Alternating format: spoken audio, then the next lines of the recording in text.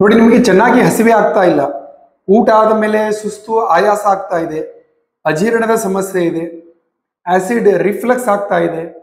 ಈ ಸಮಸ್ಯೆಗಳಿದ್ರೆ ಏನ್ ಅರ್ಥ ಅಂತಂದ್ರೆ ನಮ್ಮ ಜಠರ ದುರ್ಬಲಗೊಂಡಿದೆ ಅಂತ ಅರ್ಥ. ಅಂದ್ರೆ ಜಠರದಲ್ಲಿ ಸಮರ್ಪಕವಾಗಿ ಪ್ರಾಣಶಕ್ತಿ ಇಲ್ಲ ಅಂತ ಅರ್ಥ. ಸೊ ಅವಾಗ ನಾವು ಏನ್ ಮಾಡ್ಬೇಕು? ನಮ್ಮ ಆಹಾರ ಕ್ರಮ, ಜೀವನ ಶೈಲಿಯಲ್ಲಿ ಏನ್ ಬದಲಾವಣೆಗಳನ್ನ ನಾವು ತರ್ಕೊಳ್ಬೇಕು.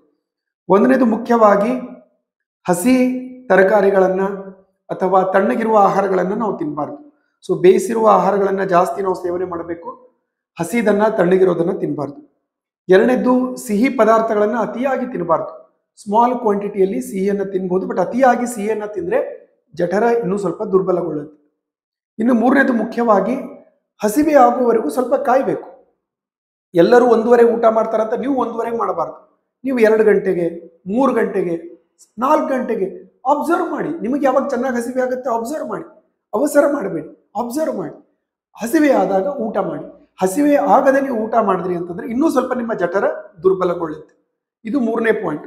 ಇನ್ನು ನಾಲ್ಕನೇದು ಫಿಸಿಕಲಿ ನೀವು ಆಕ್ಟಿವ್ ಆಗಿರ್ಬೇಕು. ನೀವೆಷ್ಟು ವಾಕಿಂಗ್ ಮಾಡ್ತೀರಾ, ಎಕ್ಸರ್ಸೈಸ್ ಮಾಡ್ತೀರಾ, ನಿಮ್ಮಲ್ಲಿ ಅಗ್ನಿ ಚೆನ್ನಾಗಿರುತ್ತೆ, ಚೆನ್ನಾಗಿ ಹಸಿವೆ ಆಗುತ್ತೆ, ಅಜೀರ್ಣ ಆಗುವುದಿಲ್ಲ. ಇನ್ನು ಐದನೇದ್ದು ಪ್ರತಿನಿತ್ಯ ನಿಮ್ಮ ಕೈಯ ಈ ಭಾಗವನ್ನ, ಇಲ್ಲಿ ನಾನು ಮಾರ್ಕ್ ಮಾಡಿದ್ದೆ ನೋಡಿ, ಈ ಭಾಗವನ್ನ ಪ್ರತಿನಿತ್ಯ ಎರಡೂ ಕೈಯಲ್ಲಿ ಈ ರೀತಿ ಪ್ರೆಸ್ ಮಾಡಿ.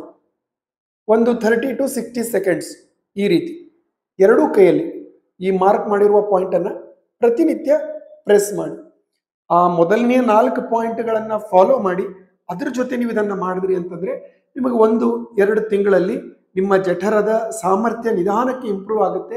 ನಿಮಗೆ ಚೆನ್ನಾಗಿ ಹಸಿವೆ ಆಗುತ್ತೆ, ಅಜೀರ್ಣ ಆಗೋದಿಲ್ಲ, ಆಸಿಡ್ ರಿಫ್ಲಕ್ಸ್ ಆಗೋದು ನಿಧಾನಕ್ಕೆ ಕಡಿಮೆ ಆಗಲಿಕ್ಕೆ ಶುರು ಆಗುತ್ತೆ. ಊಟ ಆದಮೇಲೆ ನಿಮಗೆ ಸುಸ್ತು ಆಯಾಸ ಆಗೋದಿಲ್ಲ. ಇನ್ನೊಂದು ಪಾಯಿಂಟ್ ಅನ್ನ ನಾನು ಮರೆತೆ, ಅದನ್ನು ಕೂಡ ಅಳವಡಿಸ್ಕೊಳ್ಳಿ. ಒಂದೇ ಊಟವನ್ನು ಹೆವಿ ಮಾಡಬೇಡಿ. ಇನ್ನೂ ಸ್ವಲ್ಪ ಹೊಟ್ಟೆಯಲ್ಲಿ ಜಾಗ ಖಾಲಿ ಇದೆ ಅಂದಾಗ ಊಟವನ್ನು ಸ್ಟಾಪ್ ಮಾಡಿ. ಒಂದೇ ಊಟವನ್ನು ಹೆವಿ ಮಾಡ್ಕೊಳ್ಬಾರ್ದು. ಈ ಎಲ್ಲ ಪಾಯಿಂಟ್ಸ್ಗಳನ್ನು ನೀವು ಫಾಲೋ ಮಾಡಿದ್ರಿ ಅಂತಂದ್ರೆ ನಿಮ್ಮ ಜಠರದ ಸಾಮರ್ಥ್ಯ ಇಂಪ್ರೂವ್ ಆಗುತ್ತೆ, ಎಲ್ಲ ಸಿಂಪ್ಟಮ್ಸ್ಗಳು ತಾನಾಗಿಯೇ ಕಡಿಮೆ ಆಗುತ್ತೆ. ವಿಡಿಯೋ ಇಷ್ಟ ಆದರೆ ಎಲ್ಲರ ಜೊತೆ ಶೇರ್ ಮಾಡಿ.